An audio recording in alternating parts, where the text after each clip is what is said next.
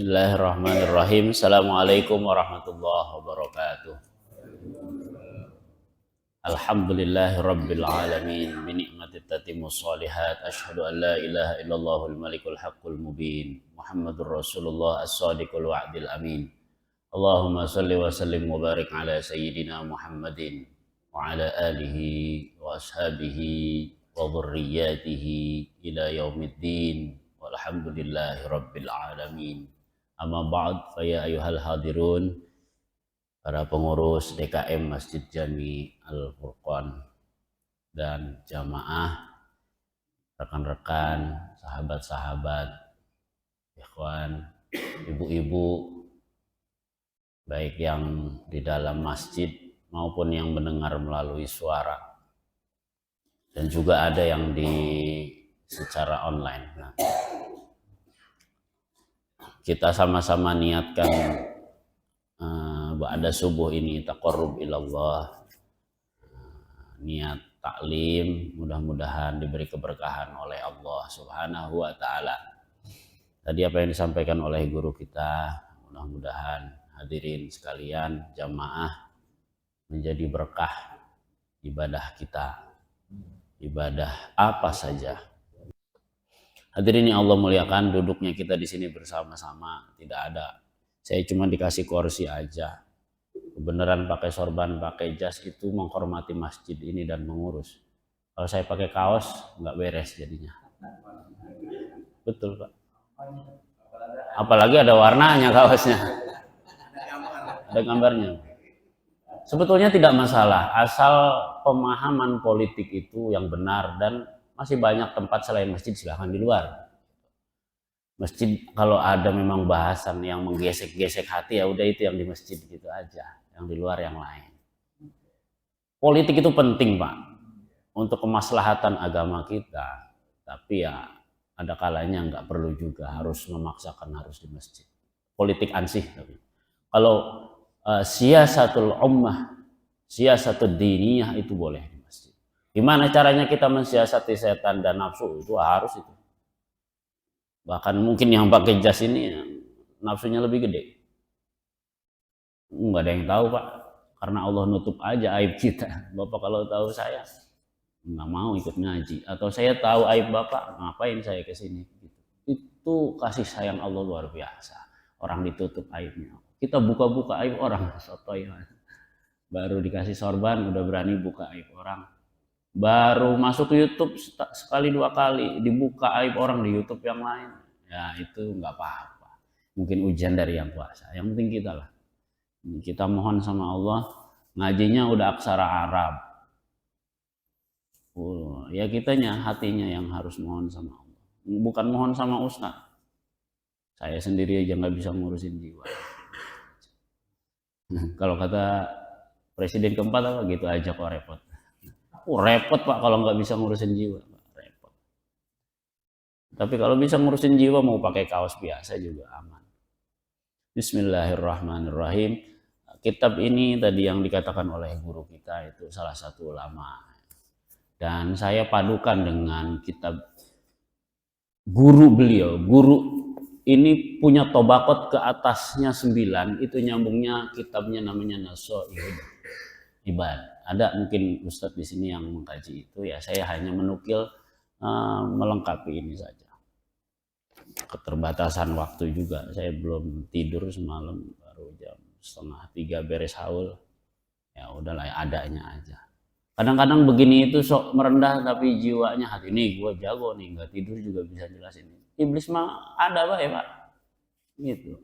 Lisan saya pura-pura merendah tapi hatinya meninggi. Sama aja, sombong juga. Sombong juga Pak. Aduh maaf, saya nggak punya mobil. Aduh, maaf, cuman tabungan saya 5M. Sama baik.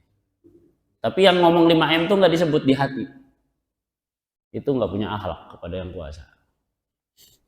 Mendingan orang yang jor-joran, berat. Kita yang diuji, ini orang eden apa enggak gitu. Misalnya ada suami galak banget sama istri, itu istrinya harus mengkaji, ini suami saya beneran nggak sih lisannya, hatinya bagaimana. Udah sujud aja yang benar, mohon ya, nanti dikasih. kelembutan hati suami yang begitu. Tahu-taunya kapan? Pas sudah meninggal suaminya. Ditinggalin rekening 15 M istrinya. Baru udah di situ nangis. Tapi senang juga 15 M. Itulah hadirin, kita mengajak kita semua. Saya nggak bisa ngajak hadirin doang. Saya harus ngajak diri saya juga. Bohong Ustadz, nggak bisa ngajak jamaah tapi jiwanya nggak mau diajak ya. Berat Pak. Ar-ridho anillah. Bahagia atas ketentuan Allah. Dan itu husnun niyah wal ikhlas. Pondasinya yang pertama, niatnya harus baik, motivasinya harus baik, dan harus ikhlas. Ikhlas sama ridho beda Pak. Ikhlas sama ridho itu beda. Nothing tulus, ikhlas. Ridho itu bahagia, naik dari nothing tulus ke bahagia. Bapak ditabok sama Allah dengan setrum ke setrum, angus tangannya sebelah, ridho. Pertamanya harus nothing tulus dulu. Dan nothing tulus itu, ikhlas itu pondasinya adalah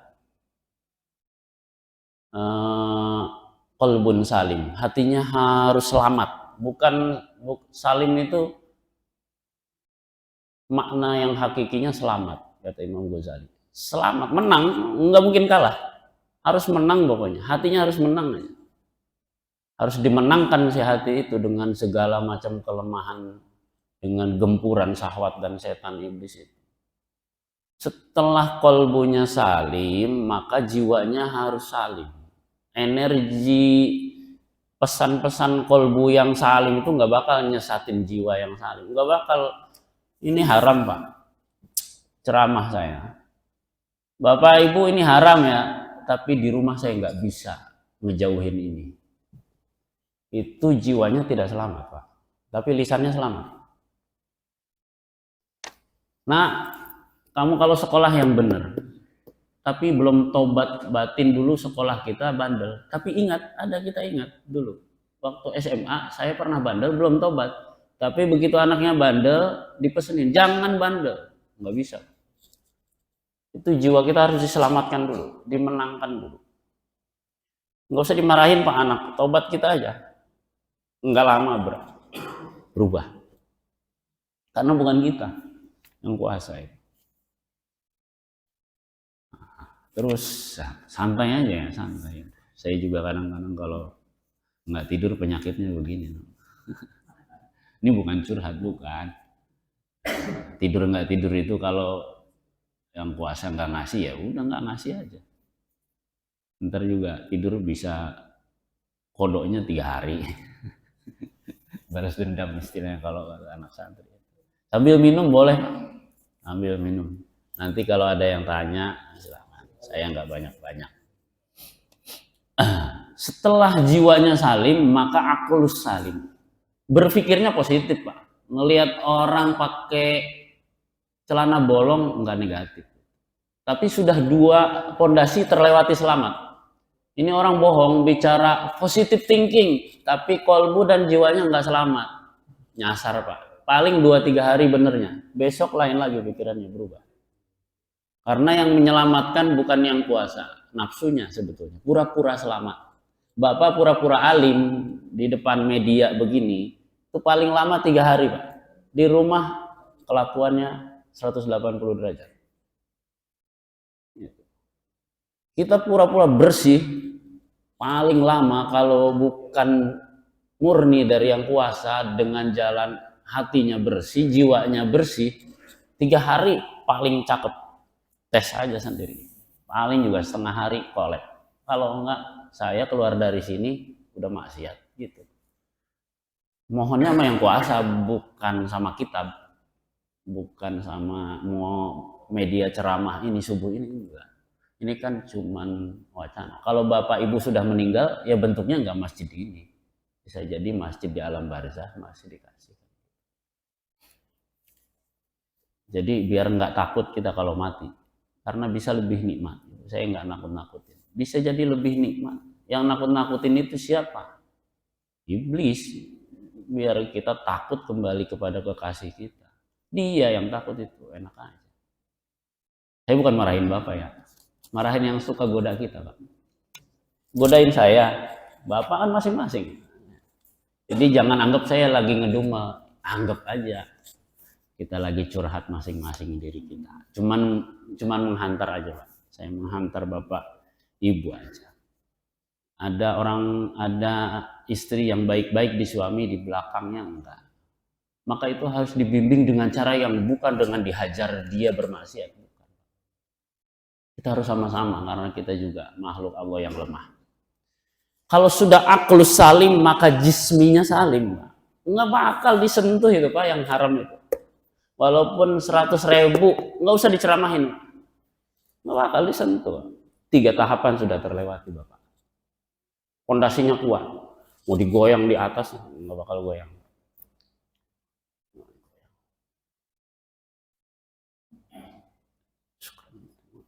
Jadi berangkatnya yang pertama ridho sama Allah itu kunci sukses, bahagia. Gimana bisa bahagia atas ketentuan Allah? Yang pertama niat motivasi kita harus baik. Yang kedua tadi apa? Ikhlas, nothing tulus, pasrah. Baru nanti kembali lagi ke ridho, itu muter-muter aja. Nah setelah itu mohon sama yang kuasa dibangun hati kita yang selamat, jiwa yang selamat, pikiran yang selamat, maka jasmani insya Allah selamat dunia akhirat. Kalau nggak percaya kita berjumpa di alam barzah. Gitu. Kata siapa? Buya Ar-Razi. Padahal belum tentu berani juga saya ngadepin malaikat munkar nakir. Ya adik-adik juga kalau cerita-cerita begitu. Adik-adik suaranya kenceng sama bapaknya, itu bapaknya lagi diuji, sabarnya di lisan, di pikiran, di hati, di jiwanya. Bagaimana? Apa didoain? Energi bentakan adik-adik itu yang nggak patuh itu kembalinya dumelan apa doa, itu ujian juga. Nah kemudian Syekh Nawawi Al-Bantani menjelaskan pendapat yang tadi dari itu. Jadi ini guru menjelaskan tapi beliau belajar ke kitabnya gitu maksudnya. Jadi pendetailan Syekh Nawawi itu sudah detail. Beliau rangkum mungkin perjalanan jiwa beliau itu. Ibadahnya apa, pendekatannya. Bagaimana menggerus nafsu syahwat godobnya. Marah itu bagaimana, tensinya berapa. Dikuranginnya sekaligus apa 20%. Nah ini dijelaskan kembali gitu. Tapi nggak ketemu, beliau tuh nggak ketemu. Cuman dalam kitab ini aja kok cocok gitu. Apa yang disampaikan oleh Syekh Nawawi dari Sayyidina Ali karramallahu wajha wa radhiyallahu anhu. Kita kenal Sayyidina Ali itu siapa? Pernah difitnah Sayyidina Ali itu oleh Mu'tazilah, Khawarij. Sahabat tuh difitnah, Pak. Sahabat jaminan masuk surga enggak, Pak? Sahabat Rasul jamin masuk surga enggak? Dijamin enggak? Siapa orang yang bertatapan mata fisiknya dan bersentuhan kulit fisiknya haram api neraka. Berarti sahabat masuk surga atas jaminan Rasulullah dan kudrohnya Allah. Jadi sebetulnya tidak ada yang dijamin, tapi karena jaminannya Rasulullah, Allah ngasih gitu aja. Sahabat masuk surga semua. Itu saja wafatnya Sayyidina Ali itu berarti kita tidak boleh melihat orang kalau ketabrak angkot itu orang su'ul khotimah. Berarti pikirannya tidak selamat, jiwanya tidak selamat, kolbu kita nggak selamat. Dia mah bisa jadi selamat, Pak. Kenapa ditabrak angkot? Bisa jadi di kampung ini yang dosa 10 orang ditanggung sama yang nabrak angkot. Tapi yang meninggal ditabrak angkot itu malah dicibir sama kita yang masih hidup. Padahal dosanya dibawa oleh beliau. Itu sahabat. Kalau sekarang namanya kekasih Allah. Kalau kita mah jauh lah, Pak. Jadi kita tidak boleh berpikiran macam-macam, tidak boleh jiwa ini berpikiran buruk, bahkan hati itu harus mohon energinya yang baik. Nanti bisa milih sendiri Pak makanan halal yang mana, nggak usah dijelasin tuh anak-anak di sekolah. Kan kita nggak ngawasin di sekolah mereka. Mereka bertemu dengan guru-guru mereka yang berlatar belakang berbeda. Ada yang gurunya puasa, ada yang gurunya nggak puasa. Ada yang gurunya tirakat, ada gurunya nggak tirakat. Ada gurunya yang baca, ada gurunya yang nggak baca. Ada gurunya yang belajar dari YouTube, ada yang nggak belajar dari macam-macam. Tapi nggak boleh disalahin gurunya. Gitu. Jadi kita itu bulat begitu-begitu. Nah, ulama ini dikasih begini karena irodahnya Allah. Beliau bisa menjelaskan ini. Apa kata Sayyidina Ali itu? Kun indallahi khairun nas. Jadilah kalian dalam limpahan rahmat Allah itu sebaik-baik manusia. Tapi di mata Allah. Jangan pengen pencitraan maksudnya gitu. Tapi pencitraan di mata Allah itu yang harus dikejar. Berarti pencitraan di mata Allah bukan hanya fisik, bukan hanya penampilan, bukan hanya sorban ini. Ini sorban saya katakan Bapak pakai itu karena menghormati masjidnya kan. Di rumah kadang-kadang kita pakai sholat kaos doang. Dan itu penghormatan terhadap lingkungan, itu ajaran agama Pak. Nggak sopan pakai celana buntung doang ke masjid. Nggak menghargai bapak-bapak yang sudah rapih gitu maksudnya. Kalau adik-adik lain Pak, belum balik mereka. Belum balik. Jadilah punya motivasi di mata Allah itu sebaik-baiknya manusia. Nanti setelah itu diangkat oleh Allah jadi abdun. Jadi manusia itu belum abdun, Pak, belum hamba, baru manusia. Kadang-kadang setengah binatang, setengah setan kita itu kan. Tapi wujud manusia. Karena tadi jiwanya ada yang jiwanya binatang, dominasinya masih setengah haram, setengah halal. Ngomong begini bisa, tapi begitu dihadapi panik. Ini mah halal, ini mah haram, haram. Nggak bisa. Itu harus mohon kekuasaan Allah. Saya ngomong begini, Bapak ada berapa orang? Kata guru saya, resikonya kamu harus berani menanggung aib-aib bapak-bapak, walaupun saya nggak melihat bapak-bapak berbuat aib. Tapi ujiannya saya harus nanggung. Maka kalau saya nggak berani, nggak usah ngaji di sini saya. Karena tanggungannya berat, Pak. Saya nggak tahu bapak berbuat apa. Dosa saya aja banyak. Tapi harus mau nanggung karena nyampein ini ulama. Beliau nyampein itu Pak, boro-boro makanan haram, Pak. Wudhu aja nggak pernah batal lah saya, kentut sembarangan. Wajar. Kalau lingkungan itu menguji kita wajar. Dikasih panas 2 bulan teriak-teriak gitu itu. Teriak-teriak dengan dalih macam-macam. Dikasih hujan, aduh hujannya kagak adem, masih panas hujan. Ada aja pokoknya. Kita keluhkan, nggak pernah bersyukur ya. Saya lah, kalau bapak-bapak kan nggak tahu saya. Itu Pak kata Sayyidina Ali, bukan kata saya. Tapi saya harus nanggung ini. Biar nggak berat, maka bapak di masjid maupun tidak di masjid, ibu-ibu ya harus mohon sama yang kuasa. Bukan karena ngaji ini. Ngaji ini masalah saya Pak, saya pulang juga bawa motor, pulang dari sini gampang. Tanggung jawab dunia akhirat nanti di kuburan saya ditanya, enak aja. Kamu di Al-Furqan berapa kali ngaji? Ngajarin apa? Ini kerjaan maksiatmu. Ngajarin orang. Nggak bisa. Kecuali ngaji yang lain, ngaji bapak ngaji fikih, ngaji filsafat. Kalau nggak mau digesek jiwanya, pulang sekarang bapak. Bukan bapaknya. Yang di dalam bapak itu yang suka marah-marah itu. Yang di dalam saya itu. Yang kalau dibilang, kamu goblok. Padahal bukan fisik bapak, bukan. Kadang-kadang kan kita suka tersinggung. Padahal yang tersinggung itu bukan kita. Perilaku kita. Bapak yang nyiptain siapa? Allah. Salah nyiptain kita? Tidak ya. Itu harus dihormati setiap manusia. Tapi perilakunya harus diperbaiki. Jangan sampai lewat isrok ini, saya nanti bahaya. Setelah itu boleh ngobrol lah sampai jam 6.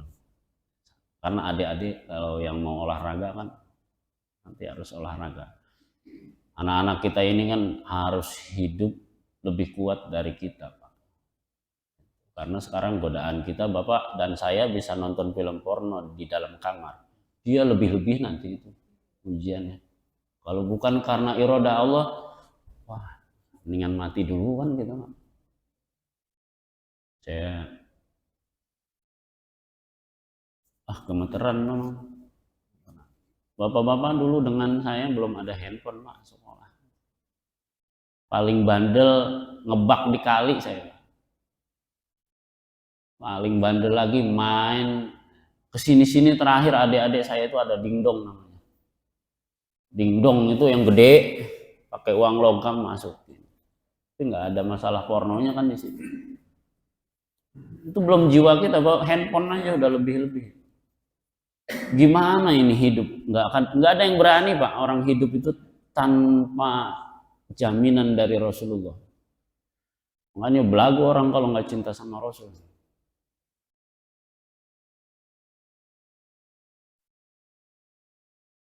Selanjutnya, wakun indan nafsi, jadilah untuk dirimu syarrun nas, sebaik-sebaik sejelek-jeleknya orang. Jadi kalau melihat memotret diri sendiri, harus saya ini paling buruk, paling buruk. Tapi jangan dilihat eksistensinya, itu mah yang kuasa. Karena di diri Bapak Ibu ada eksistensi yang kuasa, bukan nafsunya itu.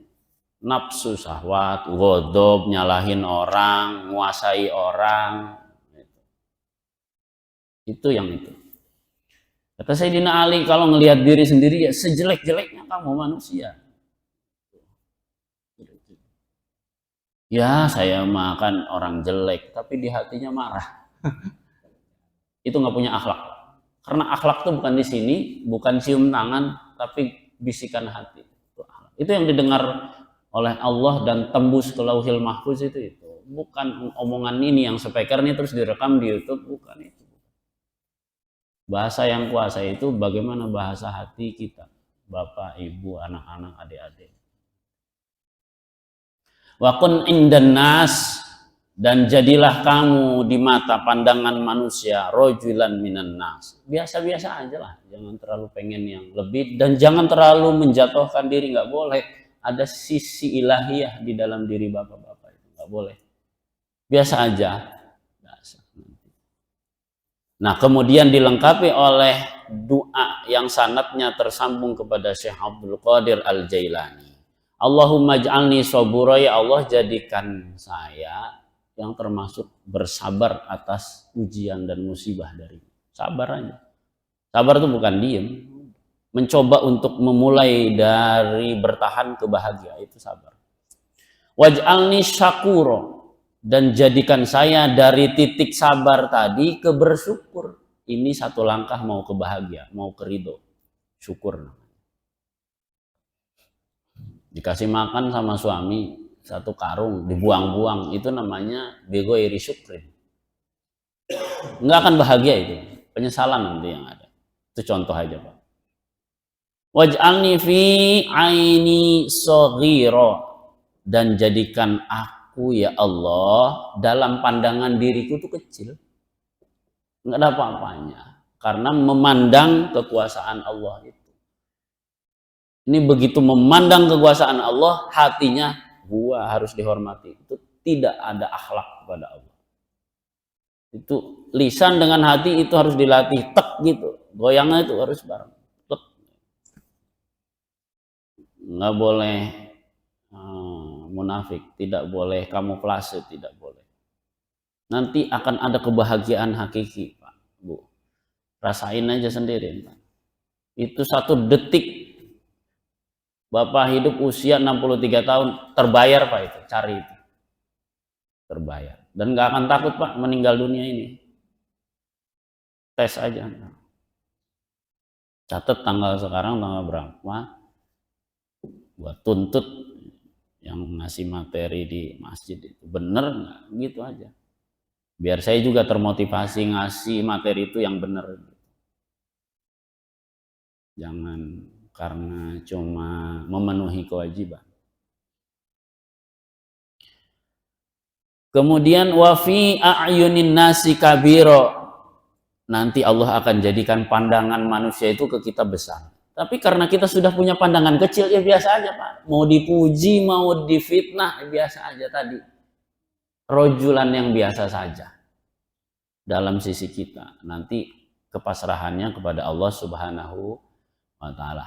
Mohon maaf singkat pembahasan kita. Mudah-mudahan berkah manfaat untuk saya dan hadirin sekalian. Hadanallahu wa iyyakum ajmain. Assalamualaikum warahmatullahi wabarakatuh.